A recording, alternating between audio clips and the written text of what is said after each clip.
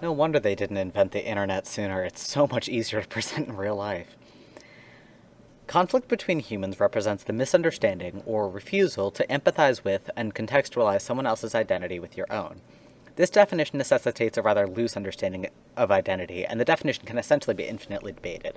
What I'm referring to here is the culmination of a person's experiences in relationship to the way that they think about themselves. For instance, someone is born a person of color, but the way they experience being a person of color is going to be shaped by their individual circumstances. When referring to identity, I mean the culmination of all of these circumstances in what constitutes a singular idea of the self. Identity can apply to all scales of conflict. The most basic, of course, is person to person, but people exist within the context of shared identities. Families, sports teams, schools, state and national pride. These shared identities set the stage for different scales of conflict. It's human nature to form groups and to identify with people who share something in common with you, but the identification of similarities necessitates the identification of dissimilarities. This is what Pruitt and Kim refer to as social identity theory. The creation of an us requires a creation of a them. I believe this to be the more malignant form of conflict, because tangible causes can get caught up in identity clashes. As an example, there's only one seat left in a full movie theater, two people need to be seated, and it's the last showing. There's a tangible cause to the issue, but all sorts of ways that identity could escalate the intensity of the conflict.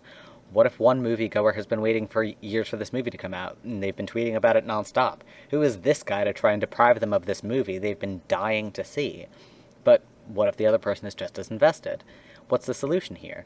To continue to follow Pruitt and Kim's model, if they were to try and contend with each other about who's more passionate about the movie, they'd end up with a lot of people telling them to be quiet, and nobody wins. The seat only gets taken if someone yields, and going with the example that they're both incredibly invested in seeing this movie, the person who yields goes home unhappy.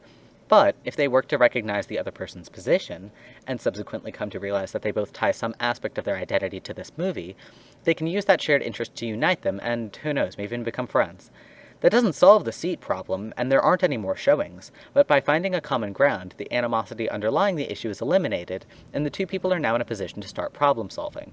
The tangible issue cannot exist completely separately from the conflict of identity. Realistic conflict theory establishes the issue, and social identity theory escalates it.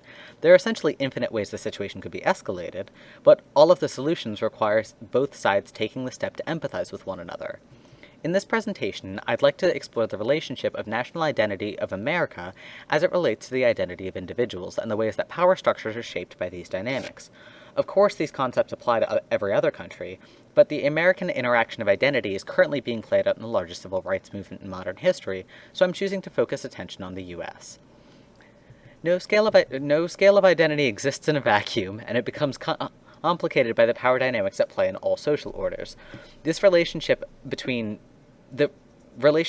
parent and child, police, civilians, colonized and colonizers, there's an imbalance in any conflicts that arise from these groups because of the introduction of authority figures. If authority must be granted by the group, why do these dynamics lead to abuses of power? Hannah Arendt, in On Violence, proposes the idea that authority relies on a mutual contract, and the people who become recognized as authorities must convince the people around them to respect them as an authority. But the particular nature of this Hobbesian social contract idea of power dynamics falls apart outside of the theoretical definitions of words. The consent of the governed is assumed by participation in society, but logistically, this consent can never be truly revoked by the individual. Of course, it'd be pretty difficult to run a society where any naysayer could cause a government shutdown, but with that implicit control comes the ability to suppress votes, make social mobility as difficult as possible, and slow down legislation. Theoretically, these are all things a democracy is supposed to prevent, but our modern democracy wasn't designed with a 9-digit population in mind. So we have governments on state and county levels. The heads of schools are called president, and bureaucracy is localized to allow we, the people, to revoke our consent on community levels. Shouldn't this eliminate systemic inequality? If everyone has access to some sort of institution to reform and petition, why were there international protests against police brutality in the wake of George Floyd's death? If local governments are responsible for police budgets, shouldn't we have already redistributed those resources elsewhere? It seems improbable that no one knew until now. Activists have been whistleblowing since we came up with the term, and in the age of information, ignorance is not an excuse. I present the idea that while authority must be granted, it only needs to be granted once. After the initial consent is given, the authority is now empowered to do as they please, and what typically pleases authority is staying in power. This entitlement to authority is what allows the effects of colonialism to persist into the modern day. Colonialism was carried on the back of racism, but neither could perpetuate without a sense of entitlement. The idea that one group is inherently better than another, and therefore the first group has not only the right, but even the responsibility to subjugate the other, is founded on entitlement. Entitlement allows racism to flourish because, at its core, bigotry is the failure to recognize another group's humanity in the same way that you would recognize your own. So, when this entitlement manifests in colonialism, there's not even the opportunity to ascribe the authority to the colonizers because they act on the entitlement to it.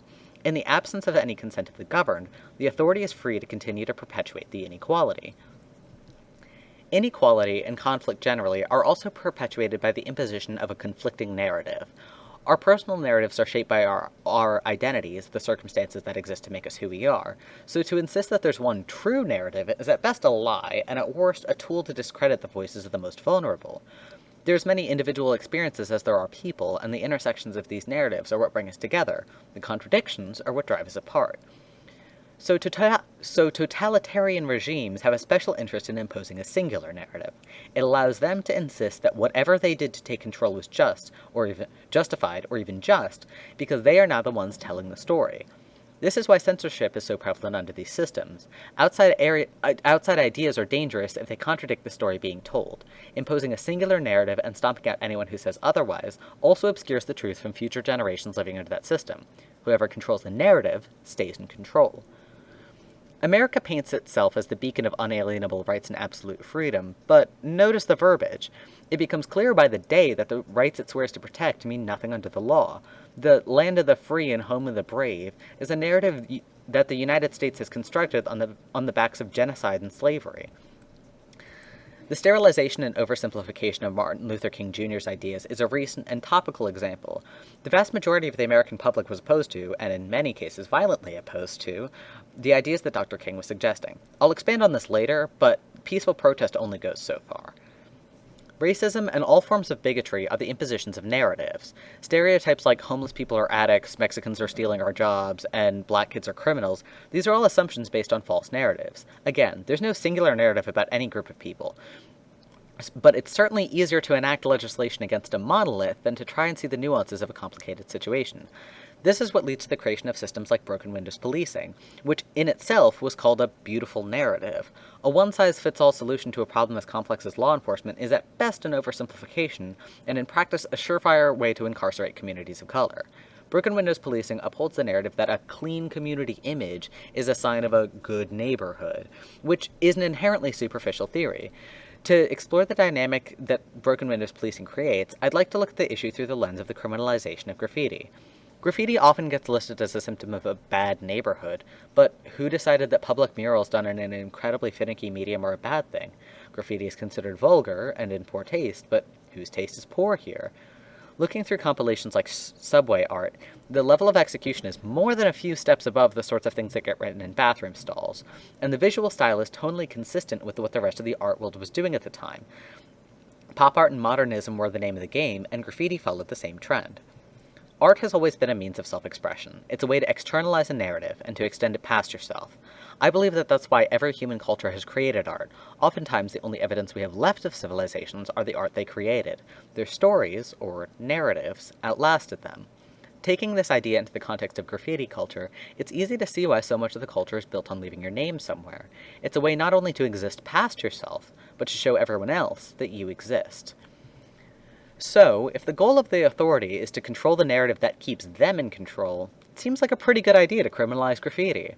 The idea of societal law and order looks a lot better when the environment it's creating order in is, well, orderly. Graffiti as an art form is expressly anti-establishment. It uses the medium of public space to force the viewer to consider their relationship to the space they're in. Its visual design is meant to be as disruptive as possible, and it acts as a sort of stand-in for the person creating it, speaking out where the artist can't. It's no coincidence that graffiti writers are typically people of color, and it's no coincidence either that the bad neighborhoods broken windows policing targets aren't middle-class suburbia. This is part of why it makes the situation in Portland so unsettling, particularly to people who live in middle-class suburbia. If it can happen there, it can happen here. Graffiti is a prime example for discussing a narrative view of conflict because of the way that the art itself is viewed. Just by existing, graffiti calls into question the relationship that marginalized communities